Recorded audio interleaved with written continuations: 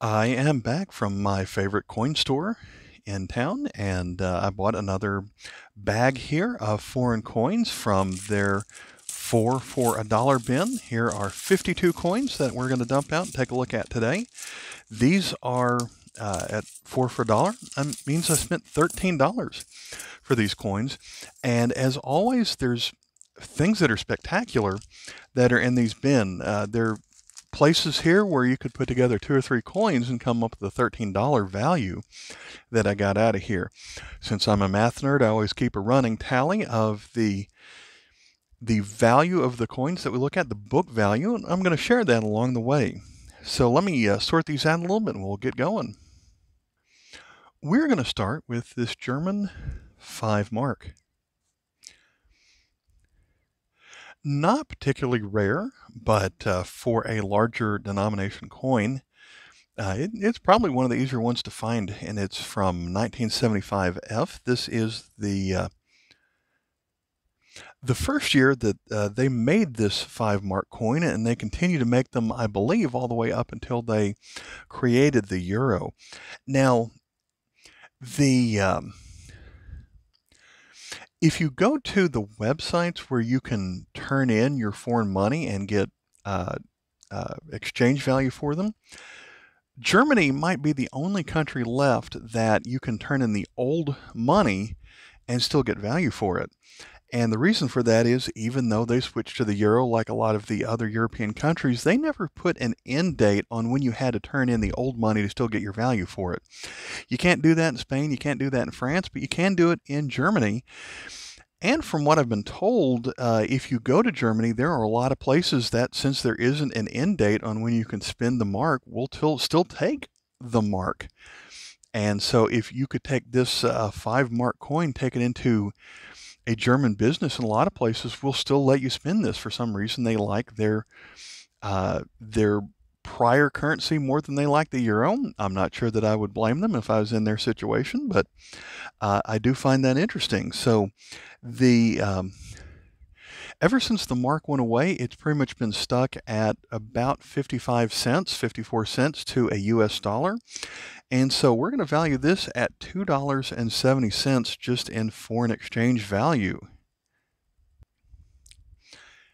Here's a coin from Thailand. We've seen this image of Rama the Ninth on a lot of the Thailand coins. Turns out I didn't have this one. I thought I had this one because I recognized the almost looks like a sea monster on the back, but there was a commemorative 1-year 1 baht coin that had kind of a similar look to it with this, as it turns out, it's the royal ceremonial boat. And so it has the front of it that looks like a dragon, and then the royal palace is there in the background. So there's kind of a similar 1 baht coin, about the same size, but this one is a 5 baht coin made in 1987 and 88. This one is KM 185. The name of this royal ceremonial boat is the Sufanahong, I believe. So I didn't have this coin. I thought I did when I picked it up, but I don't have it until now. From a French controlled area, we have this aluminum coin from 1984. This one's going to be French Polynesia. So you've got Tahiti and Bora Bora. One of the longest circulating French controlled areas. This is the large 5 franc coin. I believe it's the same size as the French 5 franc coin, but that one is made out of copper nickel, where this one is aluminum. So this one is KM12. Next, we're going to look for a design that was used for a long time. This is from Switzerland, and it is the 2 Rappen coin. There's the plus logo that you associate with Switzerland. In their country, it's Helvetia.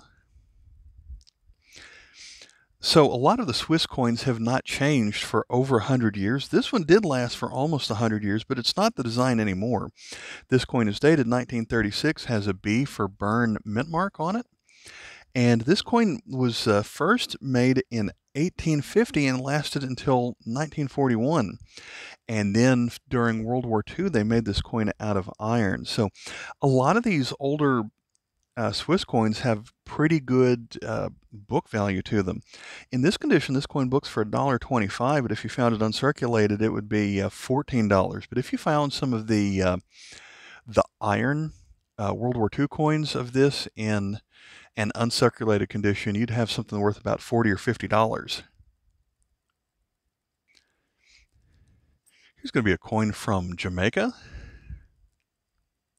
Reminds me a little bit of the 50 pence coin from Britain, but this one is the 50 cents coin from Jamaica, 1985. We've got the Jamaican crest here on the back that we see on a lot of their modern coins, but on the head side we have the excellent Marcus Garvey, who lived 1887 to 1940.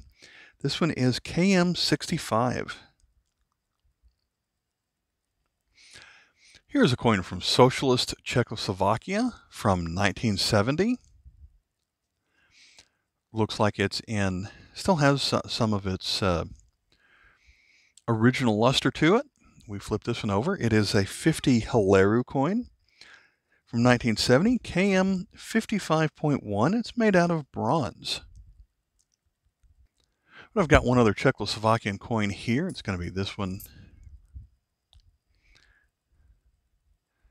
See which side is up. Here we go.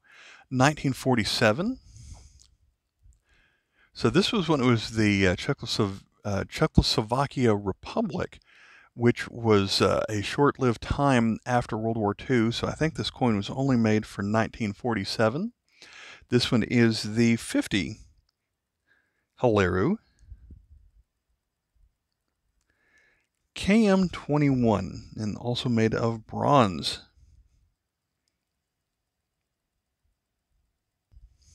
This next one might be my favorite coin from the lot. It's certainly the rarest that we'll see today. When you have a look like this, it's going to be either, it's either going to be Japan or China, just based on the characters that are on here. But you've probably never seen this one before. I certainly haven't. Have not seen this one before now.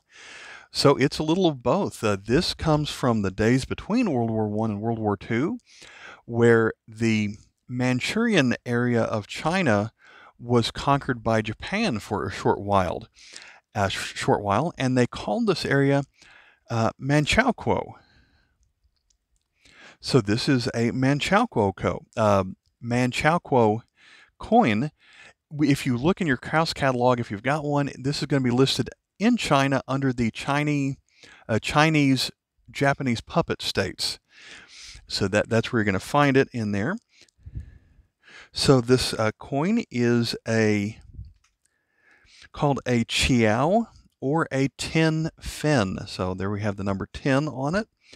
And speaking of 10, this is also 10 right here, which means it is in the 10th year of reign Kang Te, who was the leader of the area at the time. So it was, I don't know that much about the geopolitical history of it, but from a short documentary I watched, I believe that the Japanese picked a former Chinese ruler to lead the area, even though Japan pretty much gave the commands on everything that was going to happen there. But by putting a Chinese former ruler in its place, that they tried to make it seem like there was some legitimacy to it. So that year is going to translate to 1943. This area ended at the end of World War II. So this coin in this condition has a value of $9. I paid $13 for the whole lot, so really happy to find this one. Next, we're going to move to a Netherlands coin, where in the 80s and up through 1990, a lot of the coins look like this with just the lines in 3 different ways, but this one is the 5 gulden coin. Might be the largest denomination of the time of Queen Beatrix. So I have KM210 on this bronze nickel coin. Next, we'll move to Ceylon, ruled by the British. So George VI, King and Emperor of India. Obviously pretty well worn coin here, but we've got 10 cents from 1944. So I do find it interesting how the word cents is written over the number 10 here, but neither one is raised. So if you look close, there's kind of a groove around the letter E into the numbers on that side. So I thought that was kind of interesting. So this one is KM 118. This is the first year that they made a 10-cent coin that was not out of silver. The silver coin would have been a lot smaller than this scalloped coin here. Wasn't that long ago that I got one of these for the first time, a Denmark 5 kroner coin. And in my last video where I got this, I said that they had a 1 and a 2 that looked just the same as this one, just smaller.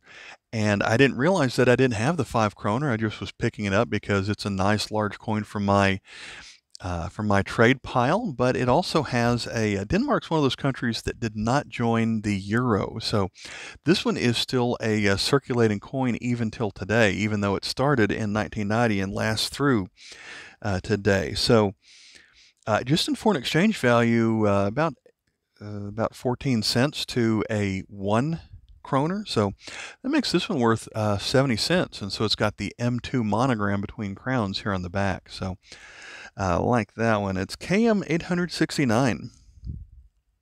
If you see an Arabic coin that has a tree on it, you normally think it's going to be from Lebanon, since they're known for the cedars of Lebanon. This one is different. This one's going to be from Tunisia. And in 1960, they made 3 different coins, the 1, the 2, and the 5, out of aluminum that has this tree on it. This one is the 5, so it's the largest of the 3.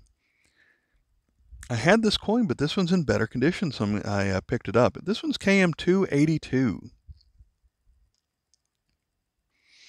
You can still find silver in foreign coin bins if you happen to beat everyone else who was there. I found not 1, but 2 of these Austria 5-shilling coins. And so the 5 and the 10 were made out of silver a little bit longer than the United States made their coins out of silver. And so they still used this coin design up until the euro, so up to the 90s. However, when they stopped making them out of silver, they gave it a plain edge instead of the reeded edge that you see here. So there are 2 of these. By the way, this is called the Lipizancer Stallion that is on this coin. So these are not 90%, but they are 64%. So each of these has a little over 1/10 of an ounce of silver, or that's going to mean they're worth about $2.35 in silver value, each of these. So always happy to find these in a quarter bin. So next we're going to go to this Thailand coin right here. Bimetallic coin. I had a 10-baht bimetallic coin before, but I had not found this one, although I thought the design did look a little bit familiar to me. So this is also a 10-baht coin, but this is not at a time where they actually wrote 10 using our numbers on it. This symbol at where my finger is pointing down here at the bottom is how they write a 10. So this comes from this is Rama IX on here. He was the longtime ruler of Thailand in their year 2539 on our calendar. That's 1996. This has a catalog number of Y328.1. So this is the 50th anniversary of the reign of King Rama IX, and so one of the world's longest rulers. In this particular coin, all of their circulating coins, they made a circulating commemorative of it this year that had this portrait looking straight ahead on the front and this design on the back for all of them. And so by my count, that means there were 10 different circulating coins all the way up through the 20 baht. And then larger than 20 baht, they made 3 commemorative silver coins that year. So 13 different coins with this back and this front, although this one may have been the only bimetallic one out of the group. I mentioned that it has a catalog number of 328.1, and the 0.1 means that it's called the small portrait, and the way you can tell is how big of a gap there is above the top of the hair to the ring. And so same on this side, where the lines that are coming out from the top of the, whatever that is, I guess a temple at the top. If there's a bigger gap, that means it's the smaller portrait and was made by the Royal Thai Mint. There is another version of this coin that was made at an Italian mint where the gap is a little bit smaller on this one. Next coin is going to be from Luxembourg with Jean Grand-Duc of Luxembourg. This one's going to be a 5-franc coin from 1986. And just like the last coin, we said there were a couple of versions based on the size of the gap. And we have that here too. And on this coin, kind of hard to see where the very top of the crown almost touches the border here. And so the catalogs called that the large crown or the short crown version, but really the reason that causes that is the size of the rim. So since there's a smaller gap, that means that the rim is larger on this coin, and so the other version of the coin is the small rim version. So this one from 1986 is KM 60.2. Next, I have a Philippines coin that doesn't have a big book value, but since I like coins from the Philippines because I like my coworkers from the Philippines, we have this one, which I just thought I was getting because it's going to be an upgrade to my collection. But as it turns out, I didn't have this 5 centimos coins featuring Melchora Aquino. And so that made me want to look up who this lady was. And so she was known as I think it was called the Old Mother of the Revolution. And so during the Philippine Revolution of the 1890s, she was already in her 80s, and she was one of the leading people of the Philippine getting independence from Spain at the time. And she lived to the age of 107. So quite a remarkable history that this lady had. This coin is dated 1972. It's got a little bit of shine, but it's not a little bit well worn on this side. But I will certainly take this one for my personal collection. This is KM 197, only books for 10 cents. Another coin that I thought I had, and I was just picking it up because I don't see them as often as I used to, is this coin from Finland, where they had several coins of this design. In the 50s and 60s, this brass looking was 20, 50 penny, and in this case a 50 marca coin. As it turns out, I didn't have the 50 marca coin. So this one is 1953 with an H mint mark on here somewhere, and KM number 40. And Finland, they do call themselves Suomen tasavalta. Next, we're going to look at this coin up here from Bermuda.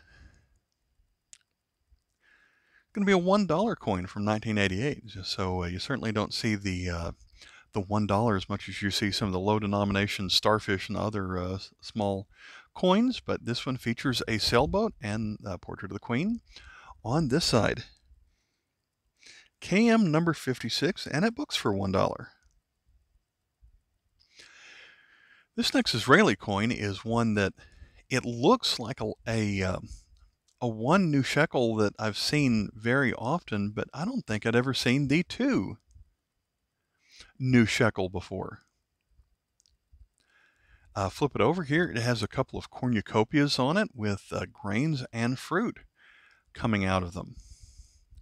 And so this is just a design I had not seen. Like I said, there's a 1 shekel that looks very similar to this one, which I've found dozens of those over the years, but never this one. So this one started about 2008 or so, and the date is written right here, and I cannot read Hebrew dates. So thankfully the catalog has a chart at the bottom where if you can figure out what that is, you can realize that that is the number, or the Jewish year 5769. So on our calendar, that's 2009. This one is KM 433. We're going to move to Morocco, where even the coins from the 90s seem to be very well worn.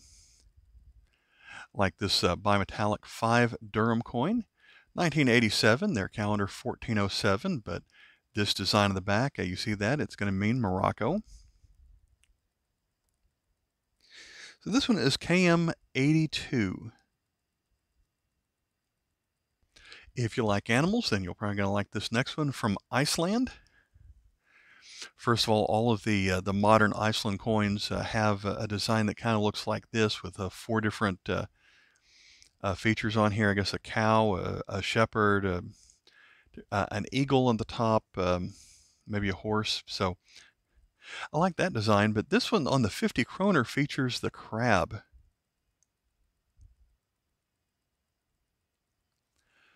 So I certainly like that design from 1992, KM31. This next one is great if you like ancient history. We're going to have this coin right here. This one is going to be from Iraq. And so the top of this, the design that is shown here, is what is also on the code or the stele of Hammurabi. So that was the laws of Babylon from ancient times. And it was, this image actually appears at the top of the stele of Hammurabi there in Babylon. So this was a 1-year circulating commemorative coin from Iraq. The year was 1982, or on their calendar, 1402. This is KM 163.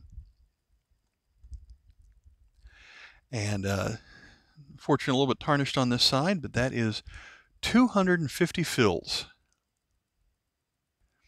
Here we have a newer coin from Peru, and I believe this one's going to be an upgrade to my collection. It's dated 1995, and this is going to be 5 nuevos, or new sols. So the Peru currency is the sol de oro, and so in about the early 90s or so, they changed that to the new sol.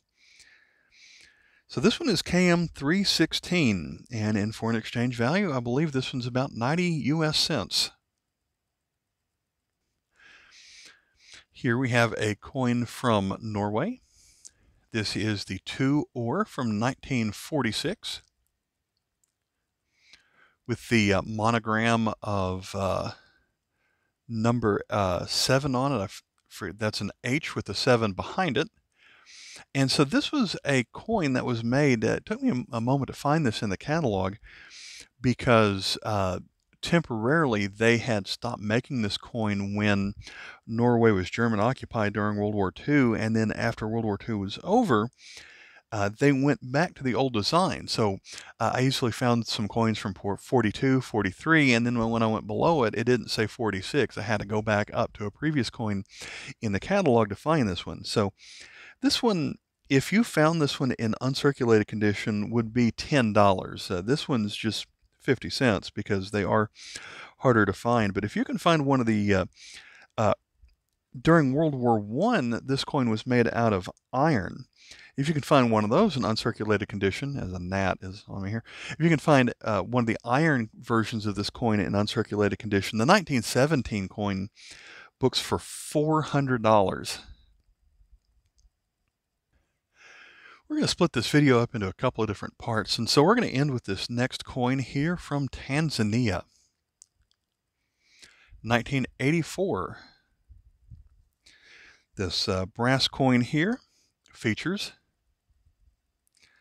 I'll need to pause the video so I can get rid of some of these gnats, but this coin features a zebra. Unfortunately, it does have a little stain in the bottom corner.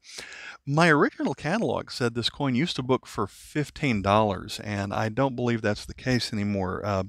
The modern catalog would say in uncirculated MS60 condition would be $250, but I'm going to write this one down as $1.25, just because of the little bit of tarnish or stain that you have on the side here. But this one's KM11. So